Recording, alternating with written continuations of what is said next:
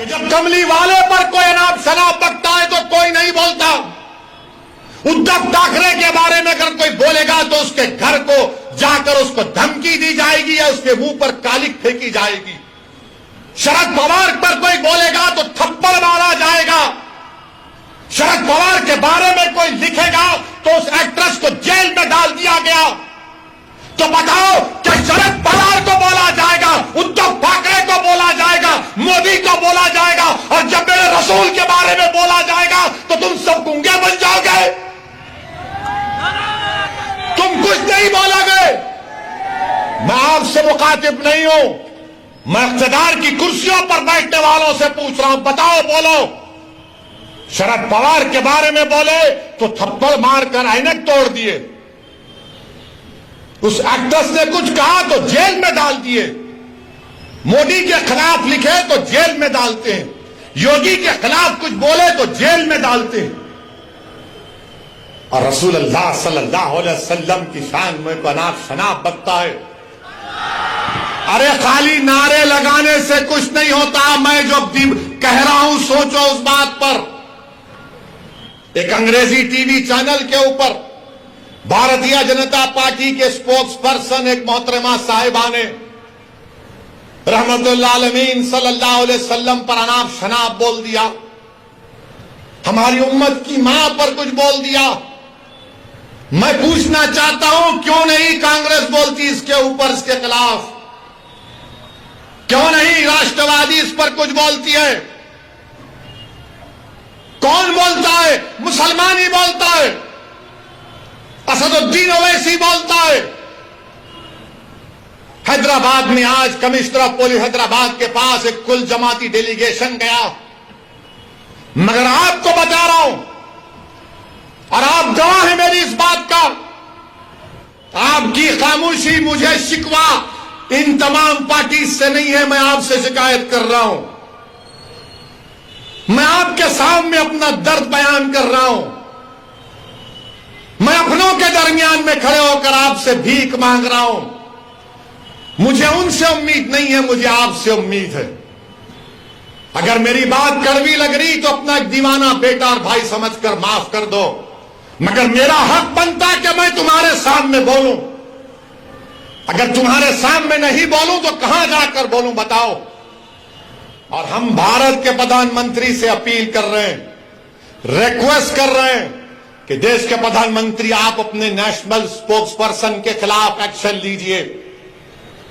अगर आप सबका साथ, सबका विकास, सबका विश्वास की बात करते हैं, आप हमारे खिलाफ रहिए, मगर इतना नफरत मत करिए कि जिसके नाम का सदका हम खाते हैं आप उनके नाम के बारे में अनाप शनाप बक दें।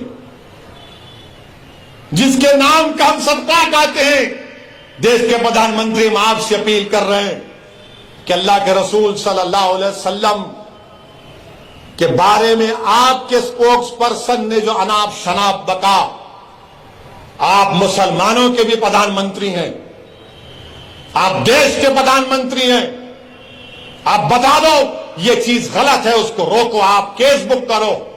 ज्ञानवापी मस्जिद के बारे में बोला तो कौन सा गुनाह किया?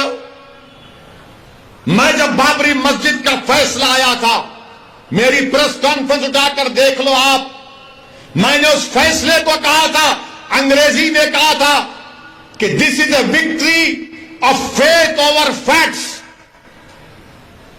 This is a victory of faith over facts. मैंने अपने प्रेस कॉन्फ्रेंस में कहा था कि मुझे अंदेशा है कि इस फैसले के बाद और मसाइल शुरू हो जाएंगे। मैंने नाम लेकर कहा था ज्ञानवापी, मथुरा, लखनऊ की टीले वाली मस्जिद, सब सच साबित हो रहा आज। उस वक्त भी सब गालियां दिए मुझे। मैं भिवंडी की आवाम से, भारत के मुसलमानों से और भारत के हमारे हिंदू व दलित भाइयों से जो अंबेडकर और गांधी को अपना लीडर मानते हैं, इस दीवाने की बात का यकीन थोड़ा करो। तुम मुझसे नफरत करो इंफरादी तौर पर, मगर मैं कह रहा हूं तो मेरी बात को सुनो, याद रखो, ये रात लंबी रहने वाली है। भिवंडी के आवाम, भारत के मुसलमानों, मेरी इस बात को याद रखो, ये रात अंधेरी रहने वाली है, लंबी अंधेरी रहने वाली है।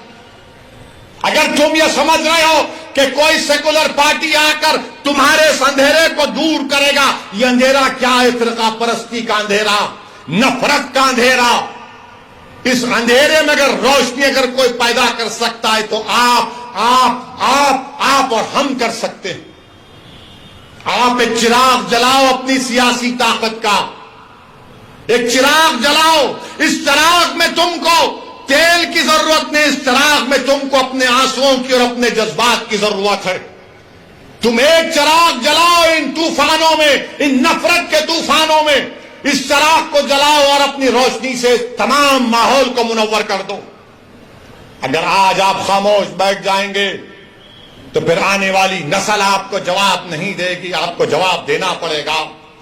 मेरे अजीज दोस्तों और बुजुर्गों, हिजाब, हलाल गोश्त, मस्जिद, अज़ान, CAA सब पे होते होते अब टीवी पर अल्लाह के रसूल सल्लल्लाहु अलैहि वसल्लम की शान में बकवास भी हो रही। एक अंग्रेजी टीवी चैनल के ऊपर भारतीय जनता पार्टी के स्पोक्स पर्सन एक मोहतरमा साहिबा ने रहमतुल्लाह अलमीन सल्लल्लाहु अलैहि वसल्लम पर अनाप शनाप बोल दिया, हमारी उम्मत की मां पर कुछ बोल दिया। मैं पूछना चाहता हूं क्यों नहीं कांग्रेस बोलती इसके ऊपर, इसके खिलाफ?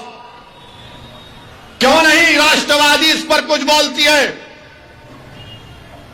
कौन बोलता है? मुसलमान ही बोलता है, असदुद्दीन ओवैसी बोलता है। हैदराबाद में आज कमिश्नर ऑफ पुलिस हैदराबाद के पास एक कुल जमाती डेलीगेशन गया। मगर आपको बता रहा हूं और आप गवाह हैं मेरी इस बात का कि जब कमली वाले पर कोई अनाप शनाप बकता है तो कोई नहीं बोलता। उद्धव ठाकरे के बारे में अगर कोई बोलेगा तो उसके घर को जाकर उसको धमकी दी जाएगी या उसके मुंह पर कालिक फेंकी जाएगी। शरद पवार पर कोई बोलेगा तो थप्पड़ मारा जाएगा। शरद पवार के बारे में कोई लिखेगा तो उस एक्ट्रेस को जेल में डाल दिया गया। तो बताओ क्या शरद पवार को बोला जाएगा, उद्धव ठाकरे को बोला जाएगा, मोदी को बोला जाएगा, और जब मेरे रसूल के बारे में बोला जाएगा तो तुम सब गूंगे बन जाओगे, तुम कुछ नहीं बोलोगे। मैं आपसे मुखातिब नहीं हूं, मैं इख्तिदार की कुर्सियों पर बैठने वालों से पूछ रहा हूं, बताओ बोलो। शरद पवार के बारे में बोले तो थप्पड़ मारकर ऐनक तोड़ दिए, उस एक्ट्रेस ने कुछ कहा तो जेल में डाल दिए, मोदी के खिलाफ लिखे तो जेल में डालते हैं, योगी के खिलाफ कुछ बोले तो जेल में डालते हैं, और रसूल अल्लाह सल्लल्लाहु अलैहि वसल्लम की शान में को अनाप शनाप बकता है। अरे खाली नारे लगाने से कुछ नहीं होता। मैं जो कह रहा हूं सोचो उस बात पर। जब अल्लाह अकबर कहते ना तो उसके माने समझो। मेरे अजीज दोस्तों और बुजुर्गों, आपकी खामोशी मुझे शिकवा इन तमाम पार्टी से नहीं है, मैं आपसे शिकायत कर रहा हूं। मैं आपके सामने अपना दर्द बयान कर रहा हूं। मैं अपनों के दरमियान में खड़े होकर आपसे भीख मांग रहा हूं। मुझे उनसे उम्मीद नहीं है, मुझे आपसे उम्मीद है। अगर मेरी बात कड़वी लग रही तो अपना एक दीवाना बेटा और भाई समझकर माफ कर दो, मगर मेरा हक बनता कि मैं तुम्हारे सामने बोलूं। अगर तुम्हारे सामने नहीं बोलूं तो कहां जाकर बोलूं, बताओ।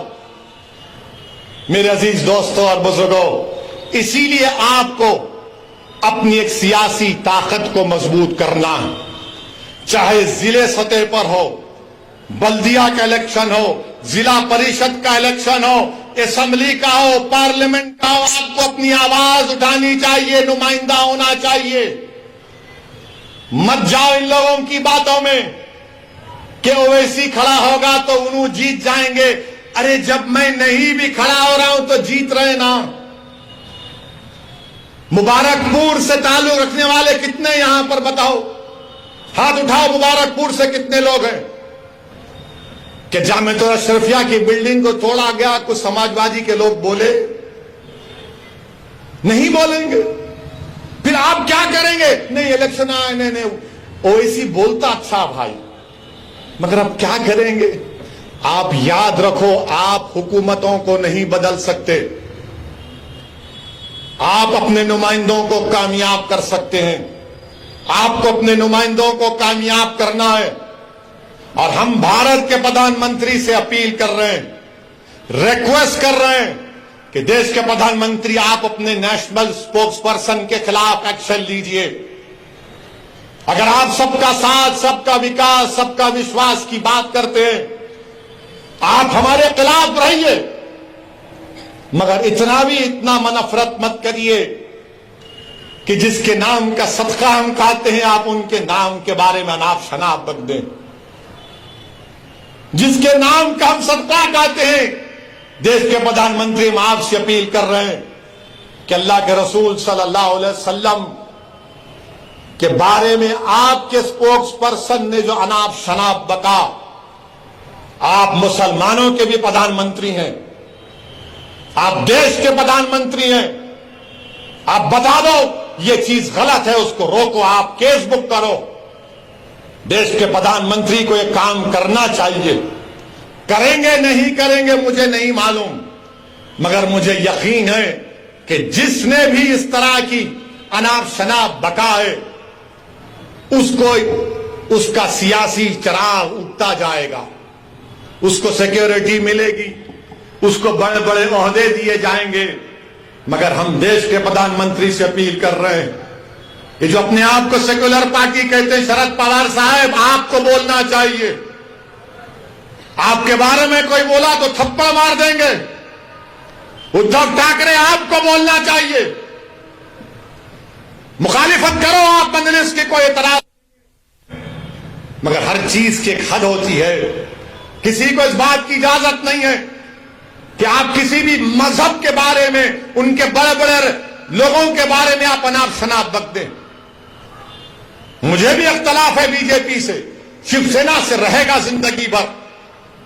मेरे अजीज दोस्तों और बुजुर्गों, मैं आपसे अपील कर रहा हूं कि मुत्तहिद रहिए, और बीजेपी से अपील कर रहे हैं कि ये आप नेशनलिज्म का, भारत से मोहब्बत का दर्स हमको मत दो। आप, हम वो लोग हैं जो हमारे बुजुर्ग जेल में थे, एक खत भी हमारे बुजुर्गों ने अंग्रेजों से माफी का नहीं लिखा।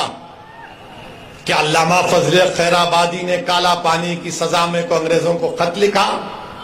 फांसी पर चढ़ गए मोदी जी, अंग्रेजों के खिलाफ माफी नहीं मांगी, पेंशन नहीं लिया अंग्रेजों के खिलाफ, अंग्रेजों से अंग्रेज का घर नहीं लिए। हमने कहा यही हमारा भारत, हमारा घर है, लड़ेंगे, अंग्रेजों को भगाएंगे या फिर अपनी जान को कुर्बान कर देंगे।